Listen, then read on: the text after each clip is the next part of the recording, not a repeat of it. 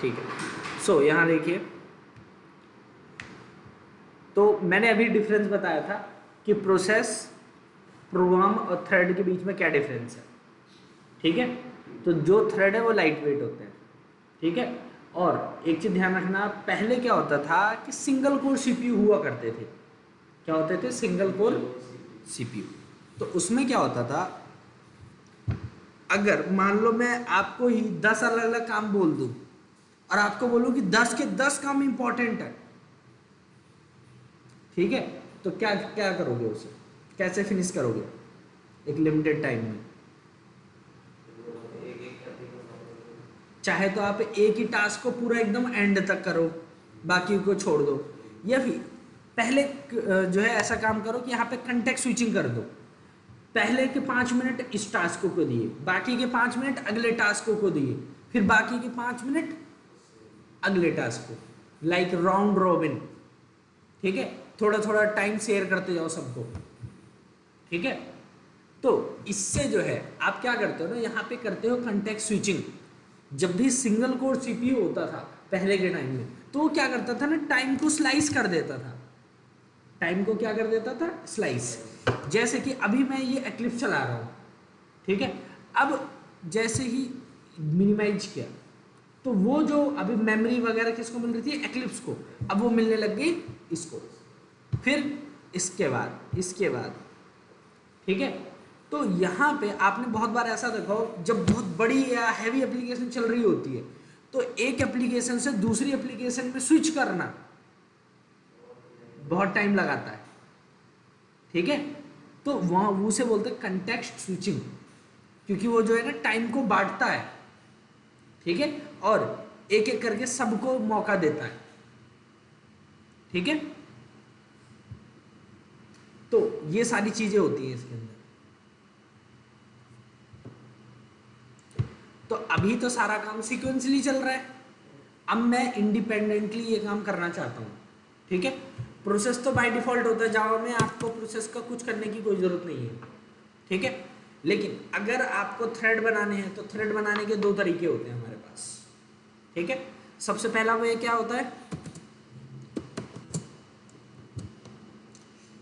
पहला वे क्या होता है? Using thread class.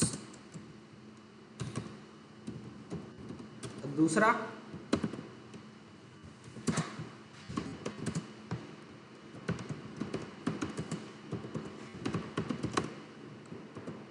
Using runnable interface. ठीक है, 2 तरीके हैं थ्रेड को क्रिएट करने के, थ्रेड क्लास का यूज करके या फिर रनेबल इंटरफेस।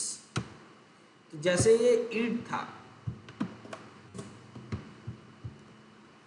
एक्सटेंड्स थ्रेड, तो किसको एक्सटेंड कर रहा है? थ्रेड। ठीक है, इसके अंदर एक मेथड होता है,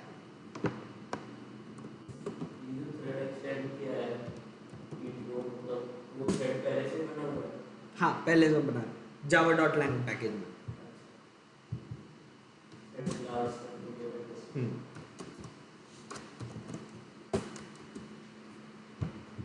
ठीक है, अब इसके अंदर एक मेथड ओवरराइड किया रन। ठीक है, जिसके अंदर क्या कॉल किया? ईट सेव। अब देखो ये जो थ्रेड है ये वाला ईट वाला, अब ये ऐसे नहीं चलेगा। ठीक है, ई डॉट स्टार्ट,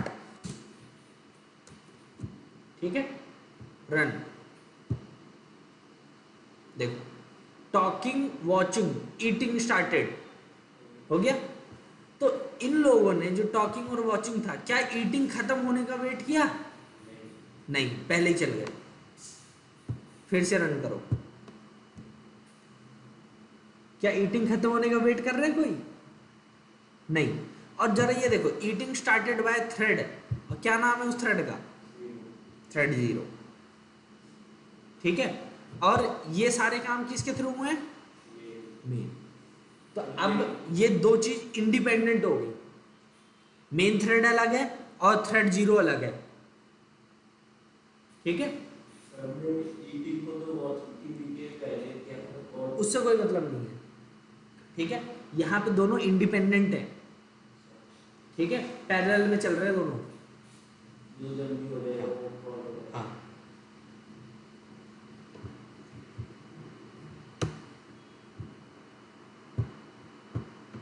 तो इस तरीके से आपको थ्रेड बना सकते हो।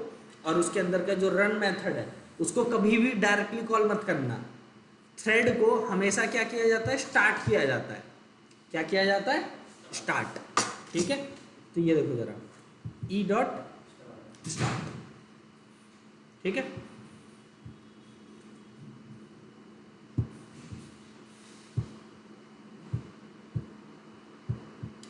अब जो थ्रेड क्लास है इसी की तरह दूसरा तरीका क्या है, इम्प्लीमेंट्स रनेबल इंटरफेस। इंटरफेस है तो जाहिर सी बात है कोई ना कोई एब्स्ट्रैक्ट मेथड पढ़ा होगा, ठीक है। ये देखो, तो ये देखो जरा, ऐसे इंटरफेस जिसके अंदर जो है क्या कहते हैं एक भी मेथड ना हो उसे हम मार्कर इंटरफेस बोल देते हैं, ठीक है। और जिसके अंदर एटलीस्ट नहीं सॉरी जिसके अंदर सिर्फ और सिर्फ एक एब्स्ट्रैक्ट मेथड हो उसे हम बोलते हैं फंक्शनल इंटरफेस। क्या बोलते हैं, फंक्शनल इंटरफेस।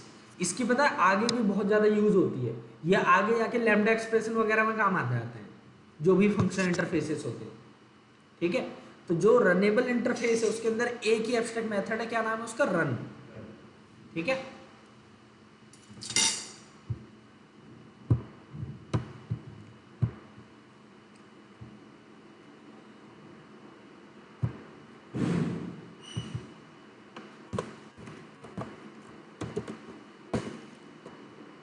हो गया, सेम काम।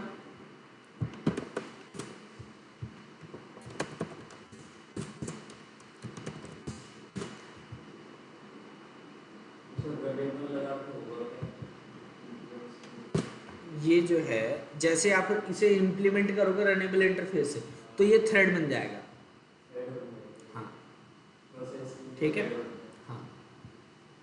और ये सेपरेट थ्रेड होगा, ध्यान रखना।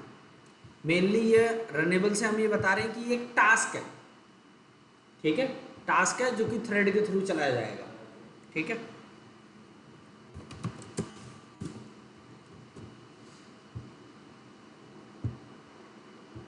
परफेक्ट, हो गया।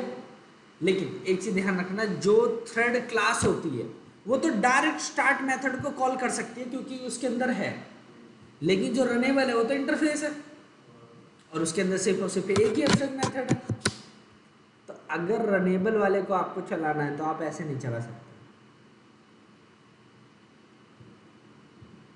तो रनेबल वालों को कैसे चलाना है, thread T1 equal to new thread, ठीक है। इसके अंदर देखो एक कंस्ट्रक्टर है जो कि क्या एक्सेप्ट कर रहा है, रनेबल, ठीक है, रनेबल क्लास का ऑब्जेक्ट, इंटरफेस का ऑब्जेक्ट, सॉरी।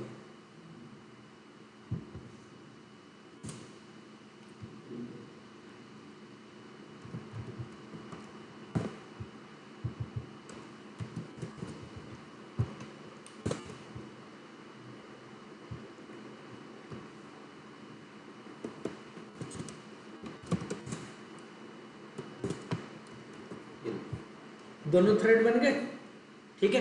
लेकिन अभी जो है इसको डॉट रन से कॉल मत करना कभी भी, उसको क्या करना है आपको, स्टार्ट।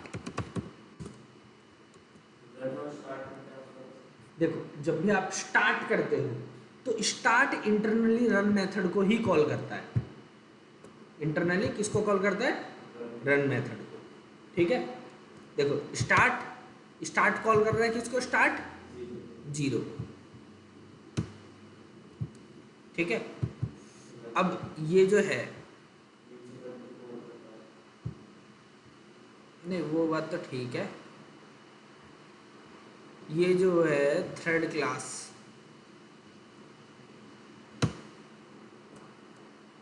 ये नेटिव मेथड है, इसके अंदर का काम इधर कहीं दिख नहीं रहा, ढूंढना पड़ेगा कहीं पे।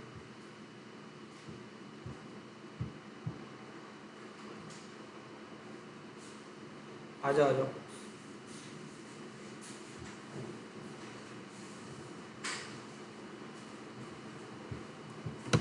ठीक है, तो इनकी इम्प्लीमेंटेशन देखनी पड़ेगी, लेकिन जब भी आप स्टार्ट मेथड कॉल करोगे ऑटोमेटिक रन मेथड एग्जीक्यूट हो जाता है।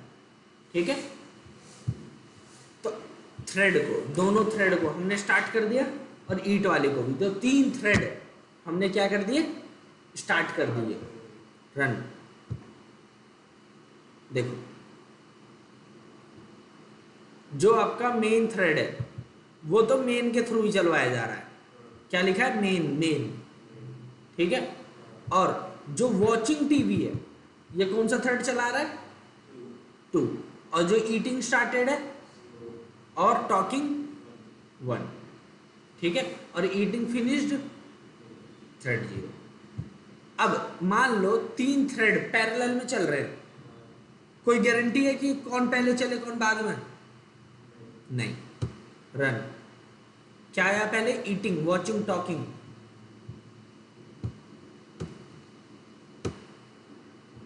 Talking, watching, eating.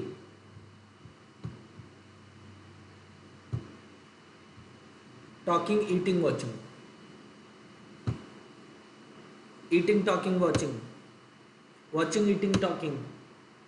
Eating, watching, talking. Talking, watching, eating.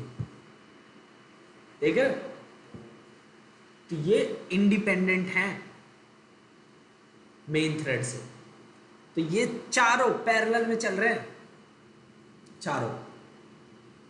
ठीक है, तो यहां पे जो है क्या कहते हैं, आप लोगों ने मल्टी थ्रेडिंग को अचीव किया।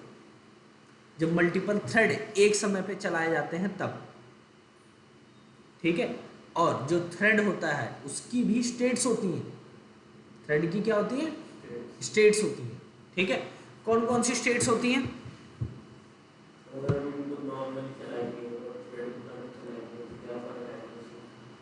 देखो अगर नॉर्मल जैसे मैं पहले चला रहा था तो वो सीक्वेंसली चल रहे थे या नहीं, और अगर ईटिंग में 10 मिनट लगते तो बाकी के जो नीचे का टास्क है क्या वो जो है अपने आप चल चुका होता, नहीं होता ना।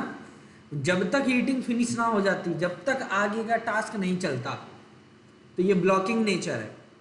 तो एक छोटे से काम की वजह से बताओ बाकी सबको वेट करना पड़ रहा है, तो क्या ऐसा ही चीज है, नहीं। हाँ जी, ठीक है, तो हर एक थ्रेड इंडिपेंडेंटली चल रहा है यहाँ पे, और जो थ्रेड होता है उसकी भी स्टेट्स होती हैं अलग अलग, जैसे कि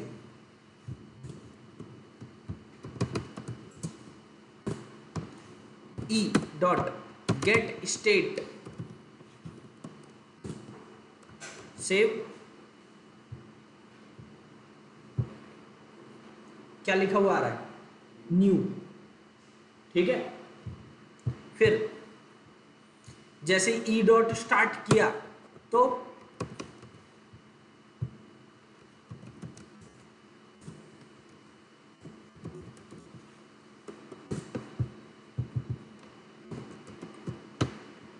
स्टार्ट करते ही कौन सी स्टेट है, रनेबल। ध्यान रखना ये रनिंग स्टेट नहीं है, ये है रन एबल। ठीक है, रन करने के लायक बन चुका है। आप कभी ये मत सोच लेना कि स्टार्ट करते तुरंत के तुरंत चलने लग जाएगा, वो स्टार्ट करते ही वो टास्क सबमिट कर दिया जाता है ऑपरेटिंग सिस्टम को, और ऑपरेटिंग सिस्टम को जैसे ही जो है मौका मिलता है तब वो चलाता है आपके टास्क को। अब मान लो ऑपरेटिंग सिस्टम कोई हैवी टास्क कर रहा है और उसी समय आपने बोल दिया कि भाई मेरे इस टास्क को करो, करेगा आपका टास्क, नहीं करेगा। ठीक है, जब तक उसका टास्क फिनिश ना हो जाए या जब तक वो दूसरे को मौका ना देना चाहे सीपीयू आपका, तब तक आपका टास्क नहीं चलेगा।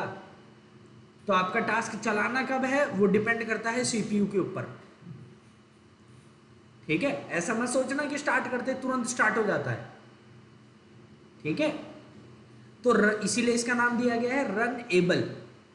और थ्रेड के अंदर कोई भी रनिंग स्टेट नहीं होती, इस चीज को याद रखना। न्यू रनेबल, ठीक है। अब जो ये मेथड चला रहा है रन के अंदर, आप बस यहीं पे खुद से लिखवा लो कि ये कौन सी स्टेट हो गई, रनिंग, ठीक है। वैसे थ्रेड में कोई स्टेट नहीं है, मतलब रनिंग वाली देखना है। देखो ये जो एनम है जिसका नाम है स्टेट, पहली कौन सी स्टेट है, new. Thread state for a thread which has not yet started runnable. Thread state for a runnable thread, A thread in the runnable state is executing in the JVM but it may be waiting for other resources from the operating system such as जी, ठीक है। तो तुरंत नहीं चल जाता, operating system का wait करता है। अगला ब्लॉक्ड स्टेट, ठीक है, जाहिर सी बात है, किसी आपके थ्रेड को किसी ने रोक दिया है, ब्लॉक कर दिया है, ठीक है। फिर वेटिंग, टाइम्ड वेटिंग, और लास्ट में टर्मिनेटेड, ठीक है। तो चलो यहां, तो न्यू कहाँ गया, न्यू ये होगा रनेबल, ठीक है। फिर उसके बाद रनिंग स्टेट, ठीक है। रनिंग के बाद जब उसका काम खत्म हो जाए तो मैं यहां पे क्या कर रहा हूं, इस जगह पे ई डॉट ज्वाइन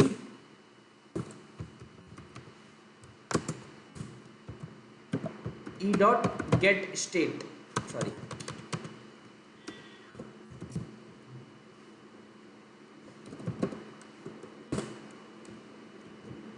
ज्वाइन करते समय हो सकता है एक्सेप्शन आए, ठीक है, इंटरप्टेड एक्सेप्शन, तो उसको हैंडल करा लेना, ठीक है। तो अभी ये देखो कौन सी स्टेट है, न्यू रनेबल रनिंग। अभी ईटिंग फिनिश होने दो, क्या लिखा हुआ आ रहा है, टर्मिनेटेड, ठीक है।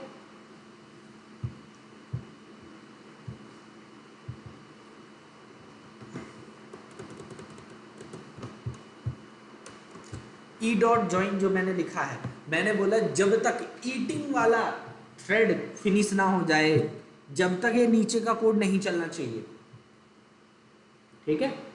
जब तक ये वाला जो थ्रेड है, जो मेन थ्रेड है, वो नहीं चलेगा, वो वेट करेगा ई के खत्म होने का, ठीक है। पहले देखो मेन एंडेड पहले ही आ जा रहा था, अब देखना हर केस में क्या मेन एंडेड कहीं दिख रहा है, नहीं। जब तक ईटिंग फिनिश नहीं होगा, जब तक नीचे का कोड नहीं चलेगा, 10 सेकंड का टाइम दिया है, सबसे लास्ट में है ना, तो ध्यान रखना। तो न्यू रनेबल रनिंग टर्मिनेटेड,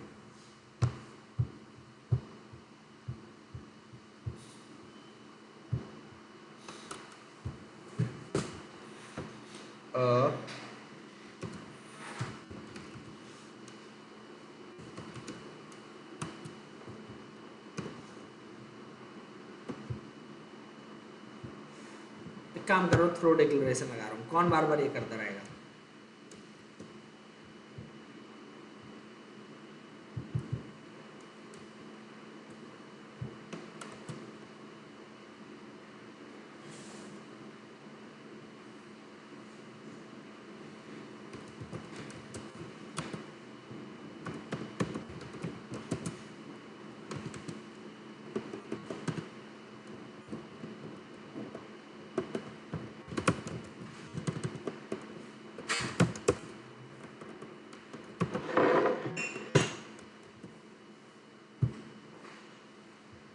क्या दिखा रहा है,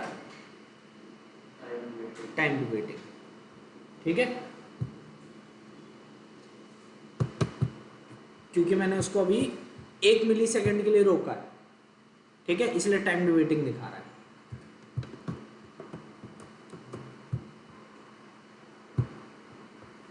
new runnable running timed waiting, और अभी आएगा टर्मिनेटेड। 10 सेकेंड ज़्यादा ही टाइम दे दिया हमने, लो ठीक है। ऐसे ही ब्लॉक्ड वगैरह वाली जो स्टेट है वो जो है मेनली सिंक्रोनाइज्ड के साथ आती है, जब उसे ब्लॉक करते हैं हम तो सिंक्रोनाइज, फॉक जॉइन और भी दूसरे कामों के साथ। तो ये डिफरेंट डिफरेंट स्टेट्स होती हैं थ्रेड की, ठीक है।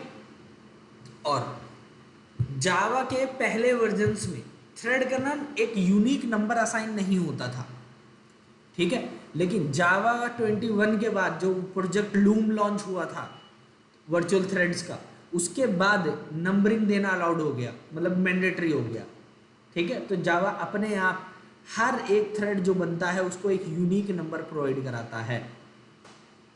जैसे कि मेन थ्रेड का नंबर कितना है, 3, ठीक है। 3 क्यों मिला, 1 क्यों नहीं? हाँ, कौन से होंगे वो 2 थ्रेड? नहीं, मेन ही होता है एग्जीक्यूशन का थ्रेड। अब यहां बात आई डेमन थ्रेड की। कौन से थ्रेड की? Daemon thread. तो जो डेमन थ्रेड होता है वो एक ऐसा थ्रेड होता है जो कि बैकग्राउंड में चलता है, ठीक है। एक बात बताओ, अगर मैं यहाँ पे ईटिंग को स्टार्ट कर रहा हूँ तो जब तक ईटिंग फिनिश नहीं हो जा रहा, क्या मेरा प्रोग्राम फिनिश हो रहा है? नहीं हो रहा, ठीक है। लेकिन अब जरा ध्यान से देखना, e dot set daemon true,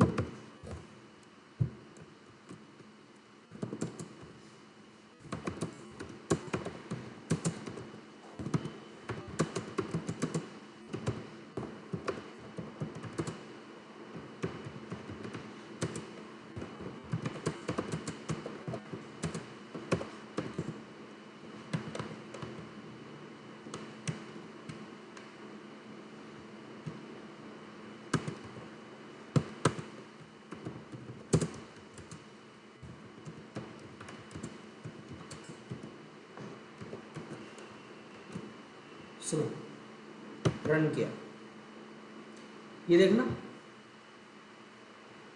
वो ज्वाइन वगैरह वाला रूल हटा दो। कहाँ गया ज्वाइन? ज्वाइन वाला रूल अभी के लिए कमेंट कर रहा हूँ मैं,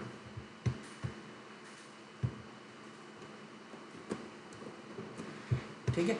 अभी देखना ध्यान से क्या हुआ। ये क्या क्या लिखा हुआ आ रहा है? क्या ईटिंग फिनिश्ड हुई थी? नहीं। वापस, ईटिंग फिनिश हुई? नहीं। ऐसा क्यों? जो ईटिंग वाला थ्रेड था उसको हमने क्या मार्क कर दिया? डेमन, ठीक है। तो जो डेमन थ्रेड होते हैं वो एक तरीके से बैकग्राउंड टास्क की तरह बिहेव करते हैं, ठीक है।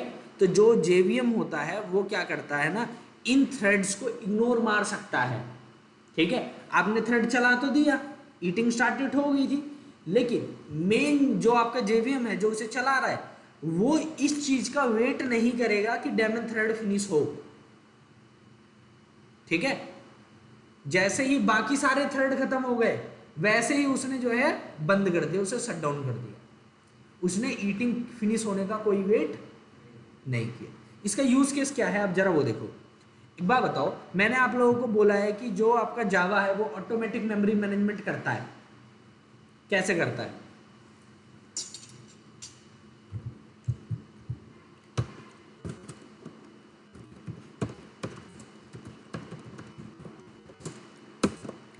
क्या यूज करता है वो? गार्बेज कलेक्टर, जो कि कंटिन्यूसली चलता रहता है, ठीक है। तो वो जो कंटिन्यूसली चल रहा है उसको चला किस में रहे हम? थ्रेड्स में, ठीक है। और जब तक हमारा प्रोग्राम जो है, मतलब मेन बात ये है, जो आपका गार्बेज कलेक्टर है वो तो हमेशा चलेगा, तो क्या वो ऑटोमेटिक शट डाउन हो जा रहा है? नहीं, क्योंकि वो क्या है? डेमन थ्रेड है। जेवीएम उनका वेट नहीं हो रहा उनके फिनिश होने का, गार्बेज कलेक्टर वगैरह के फिनिश होने का वेट नहीं करता, वो हमारे प्रोग्राम का वेट करता है फिनिश होने का। तो बैकग्राउंड थ्रेड है वो गार्बेज कलेक्टर वगैरह, ठीक है। जो भी आपके बैकग्राउंड प्रोसेसेस चलती हैं, मेमोरी मैनेजमेंट वगैरह, इन सब की, वो सब डेमन थ्रेड के अंदर होता है।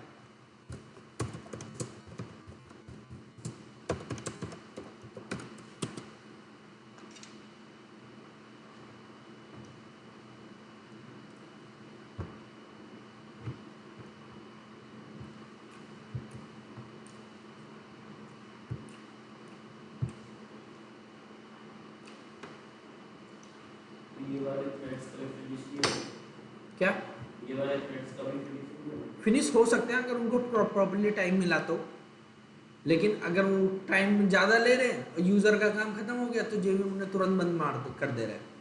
प्रोग्राम खत्म होने से पहले ये फिनिश हो रहा है तो चल सकते हैं। अगर जरा सोचो, यूज़र के प्रोग्राम खत्म होने से पहले ही वो फिनिश हो गए तो मेमोरी मैनेजमेंट कौन करेगा?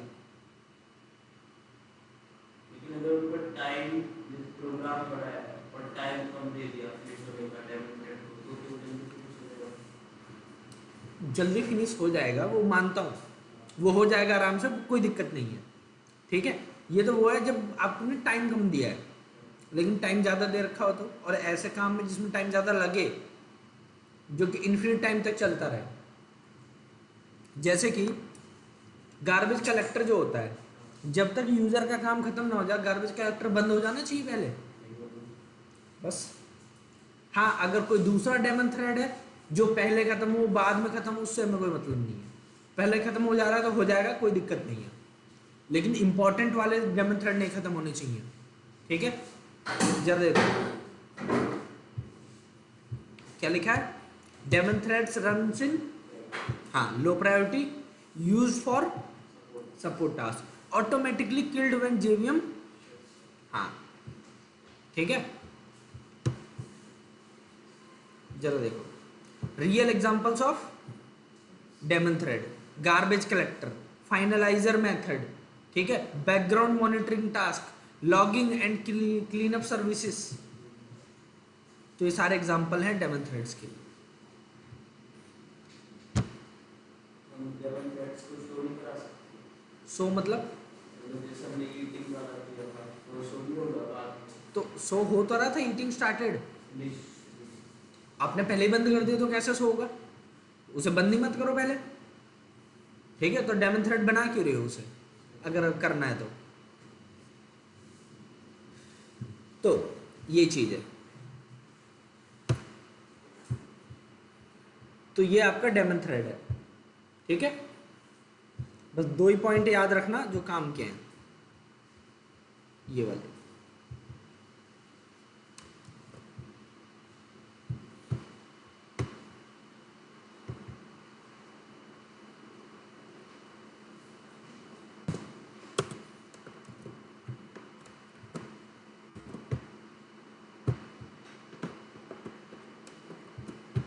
ठीक है,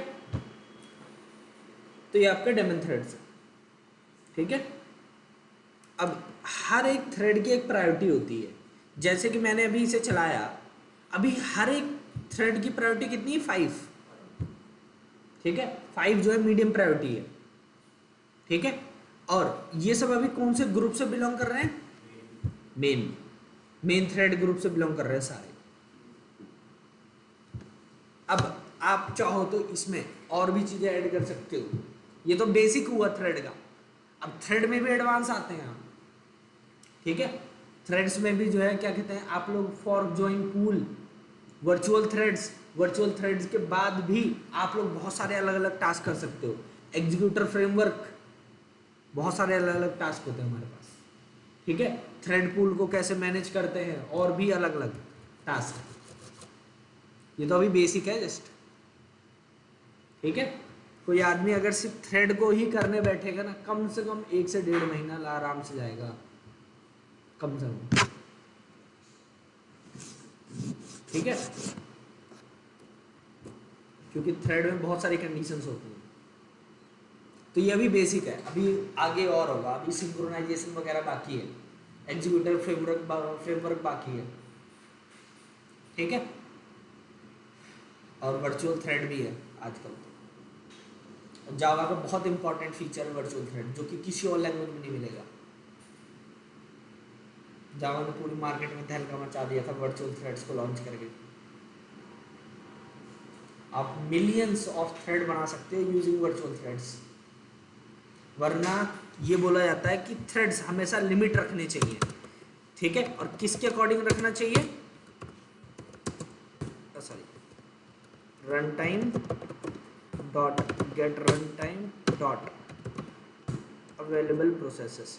आपके पास जितने प्रोसेसर्स हैं एग्जैक्ट उतने ही थ्रेड रखने चाहिए, ये बोला जाता है, ठीक है। क्योंकि ये जो थ्रेड बनते हैं ये बनते हैं ऑपरेटिंग सिस्टम से, ये ऑपरेटिंग सिस्टम लेवल थ्रेड्स हैं, ठीक है। लेकिन जावा ने देखा कि ऑपरेटिंग सिस्टम जो थ्रेड्स होते हैं वो हैवी होते हैं, मेमोरी ज़्यादा खाते हैं वो, ठीक है। तो उसको अगर ब्लॉक कर रहे हो या उसको जो है वेट करवा रहे हो तो बहुत ही ज़्यादा मेमोरी जो है रिसोर्स कंज्यूम होता था। तो इस चक्कर को मतलब इस चीज़ को देखते हुए जावा ने प्रोजेक्ट लूम के अंदर एक नया कॉन्सेप्ट लॉन्च किया वर्चुअल थ्रेड्स का, ठीक है, जो बहुत ही कम मेमोरी के अंदर बहुत ही लाइट वेट थ्रेड को क्रिएट कर सकते हो आप using virtual threads. Millions of thread बना सकते हो, मिलियंस, ठीक है। आपने ऑपरेटिंग सिस्टम वाली सारी बाउंड्री समझ लो तोड़ दी। ऑपरेटिंग सिस्टम जो है बहुत हैवी होते हैं, बहुत महंगे होते हैं, हैवी मतलब ज़्यादा हैवी नहीं, मतलब महंगे होते हैं, ठीक है, इन टर्म्स ऑफ परफॉर्मेंस, और बहुत कम बना सकते हो। लेकिन जो वर्चुअल थ्रेड है वो मिलियंस में बना सकते हो आप जावा के अंदर, ठीक है। अब उन थ्रेड को आप चाहे ब्लॉक कराओ वेट कराओ, उतनी कम मेमोरी से क्या हो जाएगा जावा का, कुछ नहीं। लेकिन यही काम अगर प्लेटफॉर्म थ्रेड के साथ होता बहुत दिक्कत पड़ जाती, ठीक है। मेरे सिस्टम में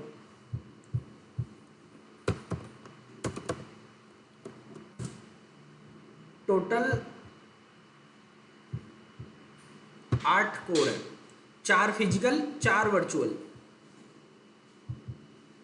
4 कोर 8 लॉजिकल प्रोसेसर, ठीक है। तो मतलब 8 काम में मैं ट्रूली पैरेललिज्म में कर सकता हूं, ट्रूली, ठीक है। तो बाय डिफॉल्ट 8 काम कर सकते पैरेलल। वरना पहले क्या होता था, एक ही कोर है उसमें भी कंटेक्स्ट स्विचिंग और टाइम स्लाइसिंग चल रही है, एक ही मतलब अलग अलग टास्क को थोड़ा थोड़ा टाइम करके काम चलाया जा रहा है। लेकिन आजकल सिस्टम इतने तगड़े तगड़े आने लग गए कि ट्रूली पैरेललिज्म पॉसिबल है। हर एक डिफरेंट डिफरेंट कोर को अलग अलग प्रोसेस दे दो, ठीक है। तो ये चीज़ है। जावा तो इससे भी एक स्टेप ऊपर चला गया, प्लेटफॉर्म थ्रेड को छोड़ के वर्चुअल थ्रेड में जावा 21 में लॉन्च किया उसने, ठीक है।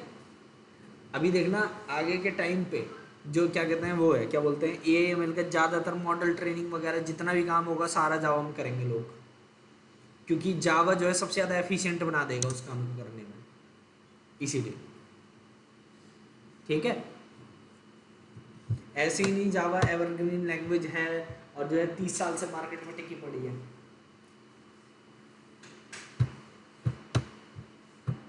एंटरप्राइज लेवल पे सिक्योरिटी और एफिशिएंसी दो ही चीज़ देखी जाती है सबसे ज़्यादा, ठीक है, और थोड़ा स्पीड वगैरह भी देखा जाता है। तो ये सारी चीज़ें हैं, ठीक है।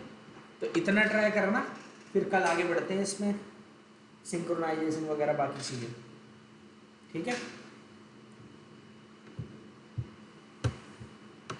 वर्चुअल थ्रेड पर एग्जीक्यूट कहाँ पे होते हैं? प्लेटफॉर्म थ्रेड के ऊपर, एक प्लेटफॉर्म थ्रेड के ऊपर बाकी वर्चुअल थ्रेड एग्जीक्यूट होते हैं। तो बेसिकली जो रिसोर्सेज हैं वो तो सिस्टम के लिए है, मतलब हाँ, एग्जांपल ये रहा है। लेकिन अलग अलग थ्रेड अगर बन रहे हैं प्लेटफॉर्म वाले, ठीक है, तो वो लाइट वेट होते हैं। तो लाइट वेट होते हैं, तो अगर एक मेन प्रोसेस के मतलब एक मेन थ्रेड के ऊपर जो है क्या कहते हैं सारे अगर वर्चुअल थ्रेड्स लग रहे हैं, ठीक है, और उनकी बनाने की कॉस्टिंग कितनी लग रही है, कॉस्टिंग तो बेसिकली प्रोसेसर का जो कॉस्ट है कौन सा आप यूजर यूटिलाइज कर रहे हैं, जितना है ज़्यादा कोर्स होंगे उतना कॉस्टली होगा। नहीं कॉस्टली दैट मीन्स कि कितनी मेमोरी लग रही है। वही तो मेरा पॉइंट ये है कि मेरे को अगर मल्टी थ्रेडिंग में अगर मैं जा रही हूँ तो मेरे को दो चीज़ें कंसीडर करनी है, प्रोसेसर एक मेमोरी कितना है। हाँ, तो ओवरऑल मैं उसको कॉस्ट कंसीडर कर रहा हूँ ना, कि अगर मेरे को वो तो आप पैसे में कॉस्ट कंसिडर कर रहे हो। परफॉर्मेंस भी उसी पे कंसीडर होगी ना अगर। हाँ, पैसे के अकॉर्डिंग परफॉर्मेंस भी।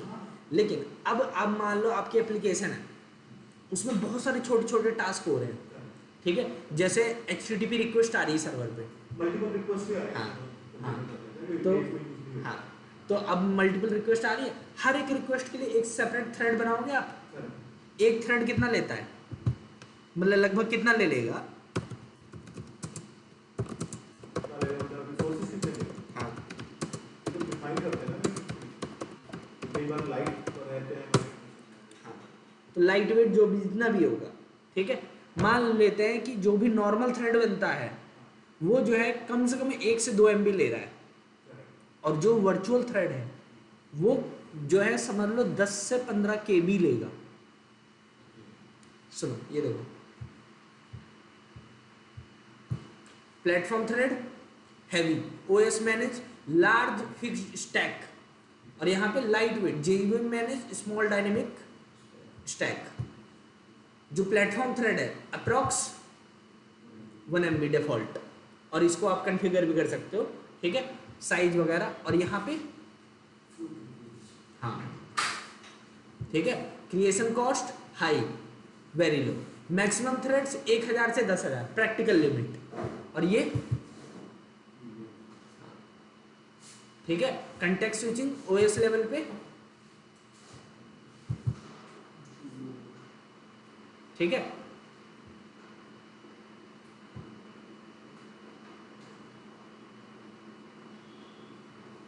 कोई मेमोरी की कंजम्पशन बढ़ेगा। That's why traditional threads don't scale, ठीक है। 10,000 थ्रेड 1 MB के हिसाब से लगभग 10 GB। देखो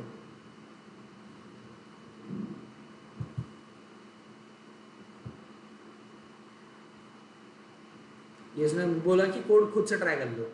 नॉर्मल वाला अगर आप करोगे न्यू थ्रेड, ठीक है, आउट ऑफ मेमोरी एरर मिलेगी, और यही चीज वर्चुअल थ्रेड के साथ कर लो।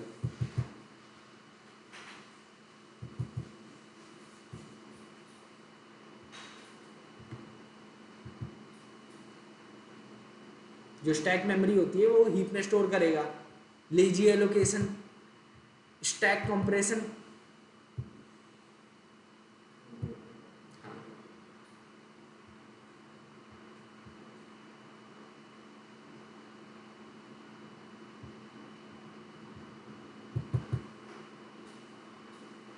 अगर रिकर्सिव कॉल है बहुत सारी, एक फंक्शन दूसरा फंक्शन को कॉल कर रहा है, दूसरा तीसरा, ऐसे, ठीक है। Why memory difference matters most, use impact in 100K request, micro services, input output bound system, APIs, real industry insights. Thread pool का साइज कितना होता है? 200 से 500, और वर्चुअल थ्रेड के आते ही दैट्स वाई जावा ने जो है तहलका मचा दिया था इंडस्ट्री में वर्चुअल थ्रेड्स को लॉन्च करके, जावा 21 में। तो मैंने ये सुना पहली बार, इसलिए थोड़ा देखा। तो हाँ, ये अभी नया आया है, 21 में आया है। अब जावा ने जैसे लॉन्च किया बाकी भी जो है इस पर काम करेंगे। हाँ, लेकिन वही है, फिर थोड़ा सा टाइम लगाएंगे।